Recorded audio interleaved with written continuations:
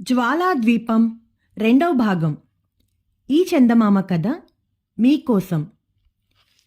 ధవళగిరి రాజకుమారుడైన చిత్రసేనుడు వేటకు వెళ్లి కొండ గుహలో సిద్ధుణ్ణి చూశాడు. సిద్ధుడు అతడికి ఒక వెదురు బుట్ట ఇచ్చాడు. అతడు ఆ బుట్ట మూత తీయగానే ఒక భవనం కనిపించింది. ఉగ్రాక్షుడనే రాక్షసుడు అక్కడికి వచ్చాడు. చిత్రసేనుడు తనకు మొదటిగా పుట్టబోయే కొడుకును ఆ రాక్షసుడి పరం చేయడానికి ఒప్పుకున్నాడు.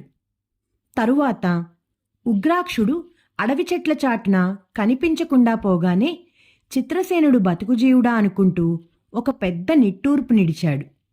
ఏదో విధంగా తన ప్రాణాపాయం నుంచి బయటపడ్డాడు.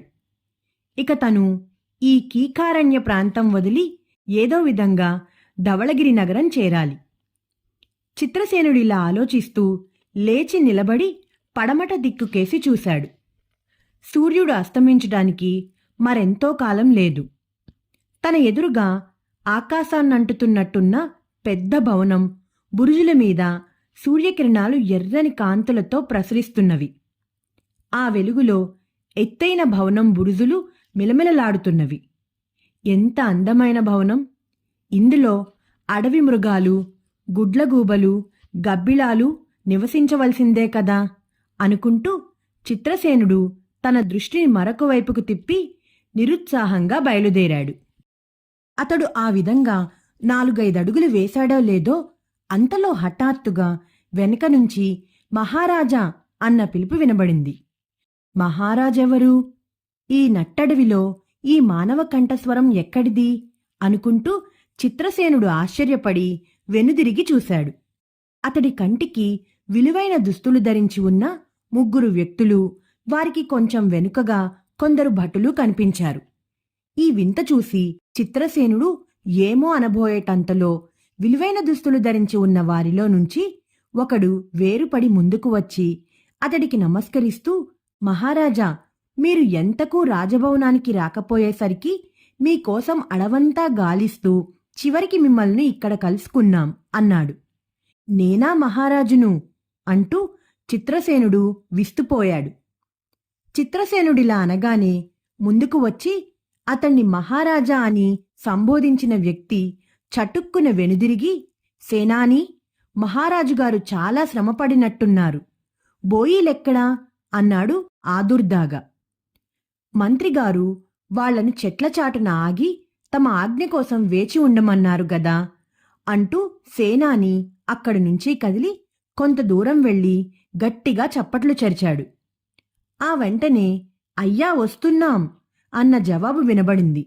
మరుక్షణంలో పల్లకీ ఎత్తుకుని బలిష్ఠులైన 4 బోయీలు చిత్రసేనుడి దగ్గరకు వచ్చారు. సేనానాయకుడి చేత మంత్రి అని పిలువబడిన వ్యక్తి ఎంతో గౌరవపురస్సరంగా చిత్రసేనుని సమీపించి వంగి ప్రణామం చేస్తూ, మహారాజా, పల్లకీ తెప్పించాను, అధిష్ఠించండి. మీకేమాత్రం ఆయాసం కలగకుండా బోయీలు ఈ పల్లకీలో తమను భవనంలోని తమ పడక గదికి చేరుస్తారు అన్నాడు. మంత్రి అన్న ఈ మాటలు వింటుంటే చిత్రసేనుడికి నిజంగానే తను అధిక శ్రమ చేసి ఉన్నందున అడుగుతీసి అడుగు వేయలేననిపించింది. ఆ కారణంగా అతను మారు మాట్లాడకుండా పల్లకీ ఎక్కి కూర్చున్నాడు. అంటూ మంత్రి బోయీలను హెచ్చరించి అంతలో తన దగ్గరకు వచ్చి చెవిలో ఏమో చెప్పిన వ్యక్తితో, కోశాధికారి గారు క్షమించాలి, మహారాజుగారికి విశ్రాంతి అవసరం గనక ఈ విషయం వీలు వెంట వారితో సంప్రదించవచ్చు, ఇది సమయం కాదు అన్నాడు. పల్లకీలో ఎక్కి కూర్చున్న చిత్రసేనుడు ఈ సంభాషణ వింటూనే, ఓహూ, నాకు రాజభవనమే కాకుండా మంత్రి, సేనానాయకుడు, కోశాధికారి కూడా ఉన్నారన్నమాట అనుకున్నాడు ఎంతో ఆశ్చర్యపడుతూ.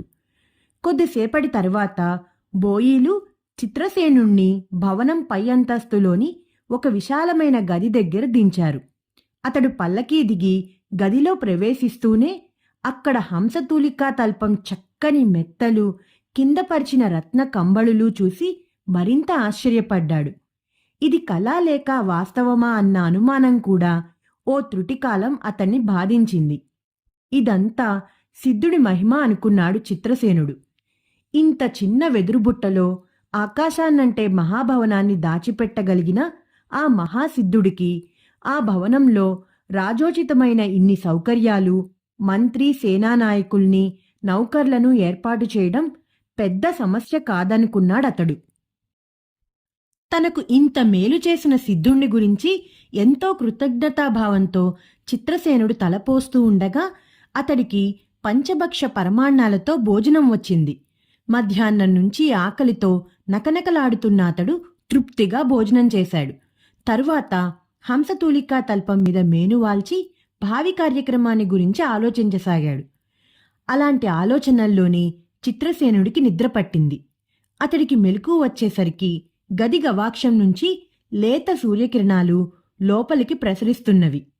తను ఒక రాత్రి ఆ అపూర్వ భవనంలో గడిపానని, సూర్యోదయం అయిందని అతడు గ్రహించాడు. వెంటనే తల్పం మీద నుంచి లేచి కాలకృత్యాలు తీర్చుకొని గది నుంచి బయటికి రాబోయేటంతలో మంత్రి వాకిటి దగ్గర తారసపడ్డాడు. మహారాజుగారు, రాత్రి సుఖనిద్రపోయారనుకుంటున్నాను. అనుమతి అయితే రాజ్యానికి సంబంధించిన ముఖ్య విషయాలు నివేదించగలను అన్నాడు మంత్రి. రాజ్యం గురించి గాని, దానికి సంబంధించిన వ్యవహారకాండ గురించి గాని చిత్రసేనుడికి ఏమీ తెలియదు. ధవళగిరిని తండ్రి పాలిస్తున్నాడు. ఆయన తరువాత సింహాసనాన్ని అధిష్ఠించవలసినవాడు అన్న సూరసేనుడు. ఆ కారణాల వల్ల చిత్రసేనుడు ఏనాడు పరిపాలనకు సంబంధించిన వ్యవహారాల జోలికి పోవటం గాని, వాటిలో ఆసక్తి కనబరచడం గాని చెయ్యలేదు. కాని మంత్రి వాటి ప్రసక్తి తేగానే అతడికి చప్పున తన తల్లిదండ్రుల సంగతి జ్ఞాపకం వచ్చింది. తన అన్న సూరసేనుడు ఏ ప్రమాదానికి లోను కాకుండా ధవళగిరి నగరాన్ని చేరి ఉంటే తన క్షేమాన్ని గురించి తల్లిదండ్రులు చాలా ఆందోళన చెందుతూ ఉంటారు. కనుక ముందుగా తన క్షేమ సమాచారాల సంగతి వారికి ఎరుకపరచటం మంచిది. చిత్రసేనుడిలా అనుకుని మంత్రితో, మీకు ధవళగిరి నగరం గురించి తెలిసే ఉంటుంది. దానికి రాజైన తారకేశ్వరుడికి నేనిక్కడ క్షేమంగా ఉన్నట్టు వార్త పంపండి. తతిమా విషయాలు వీలు వెంట మాట్లాడదాం అన్నాడు. చిత్తం, అలాగే కబురు పంపుతాను. కోశాధికారి కోశాగారంలో ప్రస్తుతం ఉన్న ధనం గురించి, ఇతర విలువైన వస్తువుల గురించి లెక్క కట్టి ఒక జాబితా తయారు చేశాడు. ఆ జాబితా తీసుకుని ఆయనను ఇక్కడికి రమ్మని సెలవా అని అడిగాడు మంత్రి. ఆయన ఇక్కడికి రానవసరం లేదు. ఆ జాబితా ఏదో పంపమనండి చాలు అన్నాడు చిత్రసేనుడు. కొన్ని నిమిషాల తర్వాత నౌకరు ఒకడు జాబితా తెచ్చి చిత్రసేనుడికి ఇచ్చాడు. ఖజానాలో నిల్వ ఉన్న ధనం, విలువైన రత్నాలు, బంగారు నగలు గురించి వివరాలతో ఉన్న ఆ జాబితా చూస్తూనే చిత్రసేనుడు చెప్పలేనంతగా అద్భుతపడ్డాడు. ఇంత ధనం తన తండ్రి వద్ద కూడా ఉండి ఉండదని అతడు భావించాడు. ఆనాటి సాయంత్రం అతడు కోశాధికారితో కలిసి ధనాగారంలో ఉన్న అమూల్యమైన వస్తువులను, వెలలేని రత్నాలను పరీక్షిస్తూ ఉండగా తన తండ్రి తారకేశ్వరుడు సపరివారంగా వచ్చినట్లు నౌకరొకడు వార్త తెచ్చాడు. వెంటనే చిత్రసేనుడు బయలుదేరి భవనం ముందుకు వచ్చాడు. కుమారుణ్ణి చూస్తూనే రాజు తారకేశ్వరుడు ఎక్కడలేని సంతోషంతో అతన్ని కౌగిలించుకున్నాడు. నాయనా, మీ అన్న చెప్పిన దాన్ని బట్టి నువ్వు ఏ అడవి మృగానికో ఆహారం అయిపోయావనుకున్నాను. కాని నిన్ను ఇంత గొప్ప శ్రీమంతుడిగా చూసి నేను చాలా ఆనందపడుతున్నాను. ఇక్కడ నాకు తటస్థపడిన కొందరు ఉద్యోగులు చెప్పినట్టు నువ్వు నిజంగానే ఈ పరగణాకు రాజువా? ఈ అద్భుత భవనం నీదేనా అని అడిగాడు అమితానందంగా నవ్వుతూ. తండ్రి అడిగిన వాటికి చిత్రసేనుడు అవునన్నట్టు తల ఊపాడు. అయితే అంత గొప్ప పదవి ఇంత సునాయాసంగా నీకెలా లభించింది? పూర్వం ఈ రాజప్రాసాదంలో ఉంటుండే రాజు ఏమయ్యాడు అన్నాడు తారకేశ్వరుడు ఆశ్చర్యంగా. ఈ సంగతులన్నీ ఏకాంతంగా ఉన్నప్పుడు చెబుతాను. నా కొలువులో ఉన్న ఉద్యోగులు వినగూడని రహస్యాలు చాలా ఉన్నవి అన్నాడు చిత్రసేనుడు రహస్యంగా. ఆ రాత్రి ధవళగిరిరాజు తారకేశ్వరుడిని గౌరవించేందుకు చాలా పెద్ద ఎత్తున విందులు, వినోదాలు ఏర్పాటైనాయి. వాటిల్లో రాజోద్యోగులు, ఆ అడవిలో నివసించే వివిధ ఆటవిక జాతుల నాయకులు పాల్గొన్నారు. తమ రాజు ధవళగిరి రాజపుత్రుడని తెలిసినప్పుడు వారిలో ప్రతి ఒక్కరూ ఎంతో ఆనందపడ్డారు. విందులు, వినోదాలు ముగిసిన తరువాత చిత్రసేనుడు తన తండ్రికి ఏకాంతంగా అన్ని విషయాలు చెప్పాడు. సింహాలను చూసి తన గుర్రం బెదిరి కొండ ప్రాంతాలకు వెళ్లడం దగ్గర నుంచి ఉగ్రాక్షుడికి తను చేసిన వాగ్దానం సంగతి కూడా అతడికి తెలియపరిచాడు. ఈ రాక్షసుడికి నువ్వు చేసిన వాగ్దానం నిలుపుకోవటం ఎలా? క్షత్రియుడు, అందులోనూ రాజు అయిన వాడెవడు తన ప్రథమ సంతానాన్ని ఈ విధంగా రాక్షసుల పాలు చేయటం ఏమాత్రం ధర్మసమ్మతం కాదు అన్నాడు తారకేశ్వరుడు. నాకింకా వివాహమే కాలేదు కదా. వివాహమై అందులోనూ మొదటిసారిగా మగపిల్లవాణ్ణి కన్నప్పుడు, వాడు బతికి పెద్దవాడై 18 వాడైనప్పుడు ఈ సమస్యలు ఉత్పన్నమవుతాయి. అప్పటికి ఏదో ఒక తంత్రం చేసి ఈ ప్రమాదం నుంచి బయటపడచ్చు అన్నాడు చిత్రసేనుడు. తారకేశ్వరుడికి కొడుకు మాటలేమీ అంతగా రుచించలేదు. అట్లని ఉగ్రాక్షుణ్ణి నాశనం చేయటం సాధ్యమయ్యే పని కాదు. అవన్నీ ఆలోచించి చివరకు తారకేశ్వరుడు, నీ రాజ్యం ధవళగిరి రాజ్యపు ఎల్లలను ఆనుకునే ఉంది. ఏ పరిస్థితుల్లో అయినా సహాయం కావాల్సి వస్తే ఆ విషయం వెంటనే నాకు తెలియచెయ్యి అన్నాడు. ఈ కథ మీకు నచ్చిందా పిల్లలు?